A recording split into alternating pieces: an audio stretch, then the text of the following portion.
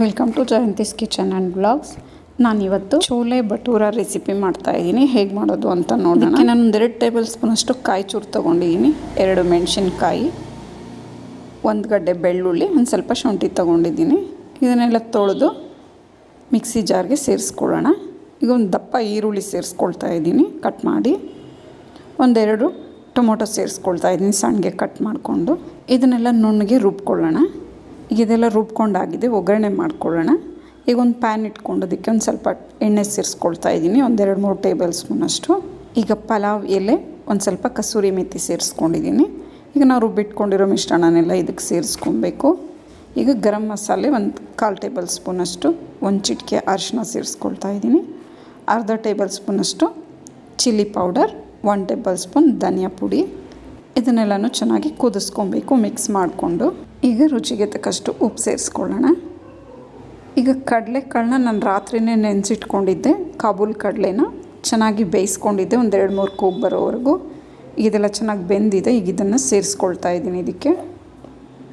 ಈಗ ಕೊತ್ತಂಬರಿ ಸೊಪ್ಪು ಹಾಕ್ಕೊಳ್ಳೋಣ, ಕಟ್ ಮಾಡಿರೋದು. ನಾನೀಗ ಒಂದು ಸ್ವಲ್ಪ ಮೊಸರು ಸೇರಿಸ್ಕೊಳ್ತಾ ಇದ್ದೀನಿ ಇದಕ್ಕೆ. ಮೊಸರು ಸೇರಿಸ್ಕೊಂಡಾದಮೇಲೆ ಇದನ್ನೆಲ್ಲ ಕಲಿಸ್ಕೊಂಡು ನೀಟಾಗಿ ಒಂದು ಕುದಿ ಬರೆಸ್ಕೊಂಡ್ರೆ ಈ ಗ್ರೇವಿ ರೆಡಿ ಆಗುತ್ತೆ. ಇದಂತೂ ಪೂರಿ ಜೊತೆಗೆ ತುಂಬಾ ರುಚಿಯಾಗಿರುತ್ತೆ. ಈಗ ಇದು ಒಂದು ಕುದಿ ಬರೋ ಅಷ್ಟೊತ್ತಿಗೆ ನಾವು ಪೂರಿಗೆ ಕಲಸಿಟ್ಕೊಳ್ಳೋಣ. ಈಗ ಒಂದು ಪಾತ್ರೆ ತೊಗೊಂಡು ಅದಕ್ಕೆ ನಾನು 1 ಕಪ್ಪಷ್ಟು ರವೆ ಸೇರಿಸ್ಕೊಳ್ತಾ ಇದ್ದೀನಿ, ರುಚಿಗೆ ತಕ್ಕಷ್ಟು ಉಪ್ಪು ಸೇರಿಸ್ಕೊಳ್ತಾ ಇದ್ದೀನಿ. ಈಗ ಮೊಸರು ಸೇರಿಸ್ಕೊಳ್ತಾ ಇದ್ದೀನಿ ರವೆಗೆ. ಈ ರೀತಿ ಮಾಡೋದ್ರಿಂದ ಪೂರಿ ತುಂಬಾ ಚೆನ್ನಾಗಿ ಬರುತ್ತೆ. ಈಗ ಮೊಸರಿಂದನೇ ಎಲ್ಲ ಕಲಿಸ್ಕೊಬೇಕು ಅದನ್ನು. ಈಗ ಮೊಸರಿಂದ ಕಲಿಸ್ಕೊಂಡಾದ್ಮೇಲೆ ಸ್ವಲ್ಪನೇ ನೀರು ಚಿಮುಕಿಸ್ಕೊಂಡು ಈ ರೀತಿ ನಾವು ರೊಟ್ಟಿಗೆ ಕಲಿಸ್ಕೊಳ್ತೀವಲ್ಲ ಅದಕ್ಕೆ ಕಲಿಸ್ಕೊಬೇಕಾಗುತ್ತೆ ಈ ರೀತಿ. ಇದು ಬರೀ ರವೆ ಮಾತ್ರ. ಈಗ ಇದನ್ನು ಒಂದು 5 ನಿಮಿಷ ನೆನೆಯಕ್ಕೆ ಬಿಡೋಣ ರವೆ. ಈಗ ಇದು ನೆಂದಿದೆ.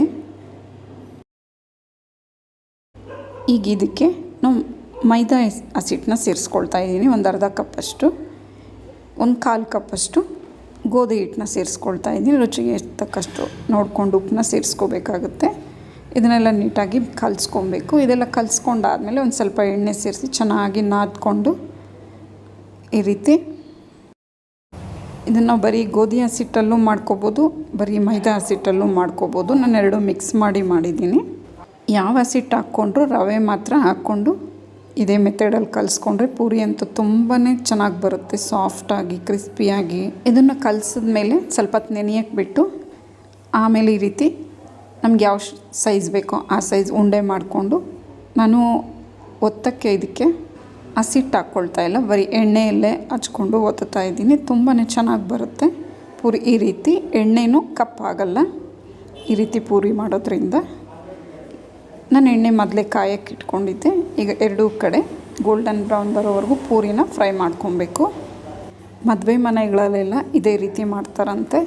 ನಾನು ಟ್ರೈ ಮಾಡಿದ್ದೆ, ತುಂಬಾ ರುಚಿಯಾಗಿ ಬಂತು. ಈಗ ಉಳಿದ ಎಲ್ಲ ಪೂರಿಗಳನ್ನು ಇದೇ ರೀತಿ ಸುಟ್ಕೋಬೇಕು. ಮದುವೆ ಮನೆ ಶೈಲಿಯ ಈ ರೆಸಿಪಿ ನಿಮ್ಗೆ ಇಷ್ಟ ಆಗಿದ್ದಲ್ಲಿ ನನ್ನ ಚಾನಲ್ನ ಲೈಕ್ ಮಾಡಿ, ಶೇರ್ ಮಾಡಿ, ಕಮೆಂಟ್ ಮಾಡಿ, ಸಬ್ಸ್ಕ್ರೈಬ್ ಮಾಡ್ಕೊಳ್ಳೋದು ಮಾತ್ರ ಮರಿಬೇಡಿ. Thank you for watching.